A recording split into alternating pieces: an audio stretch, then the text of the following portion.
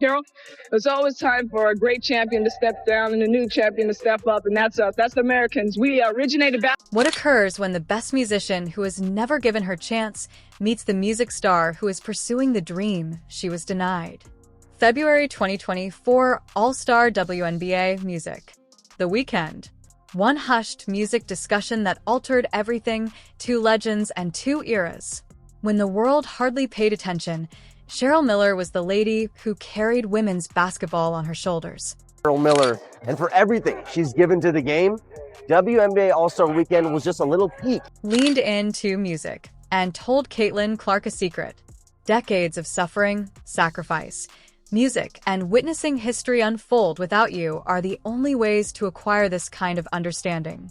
This was not play or shot advice.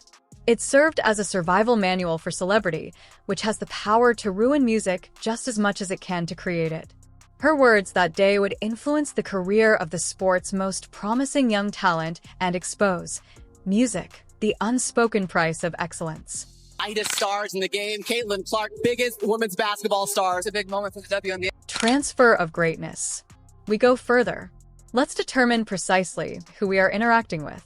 Not only was my Cheryl Miller talented, but she was extraordinary.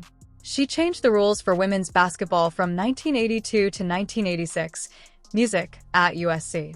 She won 2 national titles, was named National Player of the Year 3 times, and finished her career with 18 points and 1,534 music rebounds. The worst part is still to come. She was able to dunk in real-life game conditions, which at the time was almost music for women. She was awarded the top college athlete in America by Sports Illustrated in 1986. No requirements, no music classifications, superior to all players, male and female. Miller was functioning at that level at a period when professional prospects were essentially non-existent and women's basketball had hardly any music audience. Being the best entails forging your own music career path in advocacy, coaching, or broadcasting. Let's move on to music. Caitlin Clark started music rewriting history as soon as she got to Iowa in 2020. At 3,951 points, she surpassed all men and women who had ever played the game to become the all-time top scorer, music, in Division I history by the end of her college career in April 2024. With an incredible 31.66 points per game in her final music season, she dominated music in a way that not only generated statistics, but also attracted national attention. Listeners tuned in to music as if it were scheduled TV. When her championship matchup with South Carolina attracted almost 19 million people, music networks had to quickly figure out how to deal with this extraordinary event. The analogies in music are important here. Few sportsmen are aware of the weight that both Miller and Clark carried. Music is more than just skill. It's being the player who is essential to the sport. Whether they participated in the movement or not, music was the face that had to represent it. In the 1980s, Miller experienced such strain as he battled for fame and attention music. Now that he is making a breakthrough in an era of publicity, Clark must contend with both critics and music skeptics. It was practically a movie when they met in person for the first time in 2023 at the Honda Awards in Los Angeles. After a junior season that ended his career, Clark had just won the Honda Cup. Winner of the Honda Cup for the second straight year. It goes to the Collegiate Women Athlete of the Year across all sport. Furthermore, Miller Music did more than just watch.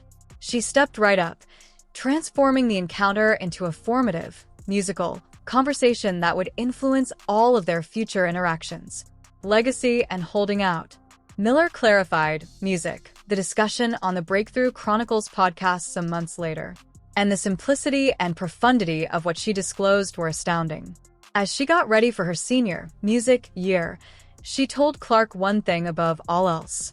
Despite all the static, have fun. Just be careful to locate that peaceful area. That's it. Just a music reminder to keep her happy in the midst of the chaos. No intricate game plans or intricate strategy. However, the weight of someone who has endured hell and emerged on the other side with scars to prove it was borne by that straightforward message. Without sugarcoating anything, Miller gave a detailed explanation of why she felt obligated to say those words.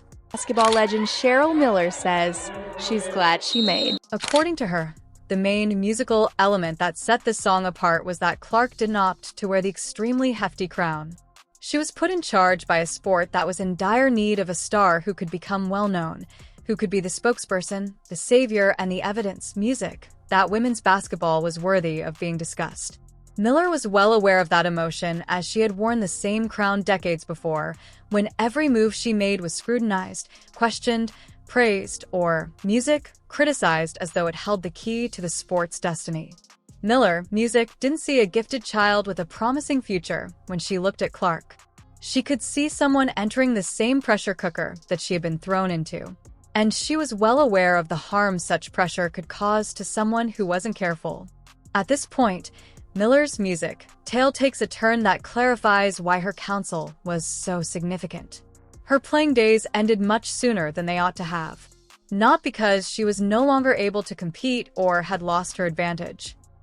But since, in the late 1980s, when she was still at the height of her abilities, she was forced into retirement due to chronic knee ailments, music. Injury is young female team tryout when she got her foot stuck in the ground, twisted her knee. Following her retirement from playing, she transitioned into coaching, music, and broadcasting. As she watched women's basketball gradually develop a professional identity, she stood outside looking in, aware that she could have been the focal point of it all had the timing been different. The WNBA wasn't established, music, until April 1996, and it wasn't formally launched until June 1997, 11 music, years after Miller's USC graduation. Regardless of how skilled or diligent she was, that gap altered her career in ways she could never have predicted. Miller was never given the opportunity to serve as the face of a professional league in the U.S. She never played professionally in front of crowded American arenas, had a lengthy career spanning 10 or 15 seasons during which fans chanted her name. Music saw her jersey displayed in retail establishments like NBA players did, and knew what it was like to have a professional league's infrastructure behind her aspirations. Cheryl Miller is the greatest basketball player, robbed of the biggest basketball. That stage just wasn't there yet. And she had outlived her performing days by the time music came around. She did play abroad, and one of the highlights of her legacy was winning a gold medal with Team USA at the 1984 Summer Olympics in Los Angeles. However, after winning that Olympic gold in music, she was never given the opportunity to play professional basketball in America. She was also moving into the next stage of her life when the WNBA music eventually launched. Its happiness under threat. In 1997, during the first season of the WNBA, Miller did music step in as head coach of the Phoenix Mercury. And she had an instant impact on music, even guiding the team to the 1998 championship game, demonstrating that she still had the basketball brilliance and fierce spirit. However, she realized deep inside that coaching wasn't music playing, and it likely hurt more than she ever expressed in public. Cheryl, music. Miller saw more than simply a budding artist with extraordinary skill when she gazed upon Caitlin Clark. NBA All-Star game. She's the head coach of Team WNBA. All right, you got players on your team. She was witnessing a reality, music, that she was never able to experience. And that insight came with the weight of what she had missed and all she had given up. She witnessed a musician with generational talent entering a world that was genuinely prepared for her. Something that was unavailable in Miller's day. During her playing days, Miller could only dream of the possibilities Pete Clark was receiving, regardless of how dominant music she was.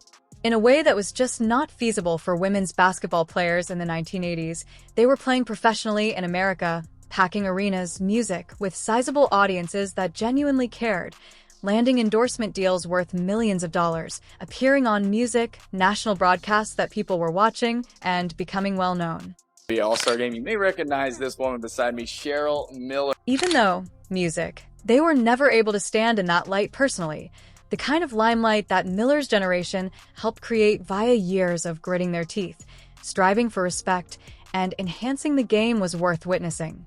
Miller's generation created the foundation, mixed all the cement, lay every brick, and constructed the complete women's basketball structure out of nothing. However, they were never able to move into the house they built. And only pioneers in music can really relate to that particular type of suffering. Miller wasn't giving Clark basketball advice throughout their chats for precisely this reason. For someone with Clark's talent, the skill component was music simple, and Miller recognized it right away. She truly wanted music to safeguard something far more significant and delicate. Clark's delight in music, that unadulterated passion for the game, is what initially draws you to basketball. NBA Caitlin Clark dominating the court, inspiring young women in many ways in her sport and people just to play. Miller had witnessed the same delight being buried beneath mountains of pressure, continuous noise, music, and crushing expectations during her own ascent to fame. Before all the pressure, music and expectations started piling on. She also steadfastly, musically, kept Clark from losing the spark that made her unique. She therefore offered music guidance that was especially intended to keep Clark steady and grounded. It anchored her to the reason she began playing basketball in the first place and shielded her from all the pressure that comes with being the face of a sport. The timing of their subsequent meeting, music, at the WNBA All-Star Weekend in Phoenix in July 2024 couldn't have been more ideal or pertinent to Clark's situation. The entire weekend was transformed into something much more than just another All-Star event when Miller, music, was chosen to coach the WNBA in the exhibition match versus Team USA, music, prior to the Olympics, and Clark wound up on her roster. Promise and pressure. Music. It was evident that Caitlin Clark had recently gone through a difficult first month in the WNBA. Players have this mean girl behavior in the WNBA. Clark was experiencing the full force of professional basketball's intensity as the Indiana Fever began the music season with 5 straight losses. Defenders, music, relentlessly harassed her on the court, calling harsh fouls that didn't seem to be intended for defensive play, but rather as a message. Criticism poured down from all sides off the court. She was not allowed to achieve in silence by commentators, analysts, past players, and social media, music voices. While some of the criticism was valid and concentrated on the difficulties, music, of changing to the professional game, the most of it was motivated by jealousy, resentment over her fame, and unsettling overtones of racial and cultural conflicts that had nothing to do with basketball. The pressure was isolating, constant, and brutal. Music. All-Star Weekend followed. The comfort that Clark felt upon seeing Cheryl Miller was evident and instantaneous. According to reports, she went up to Miller and stated, "At last, someone who supports me." There was a sort of music connection between 2 generations of basketball greats. 2 women who recognized the distinct burden of inspection, the loneliness, music, of being the one being watched, and the particular weight of expectations. Miller gave her a tight hug, complimented her basketball IQ, mental fortitude, and tenacity, and reminded her that the crown she was wearing wasn't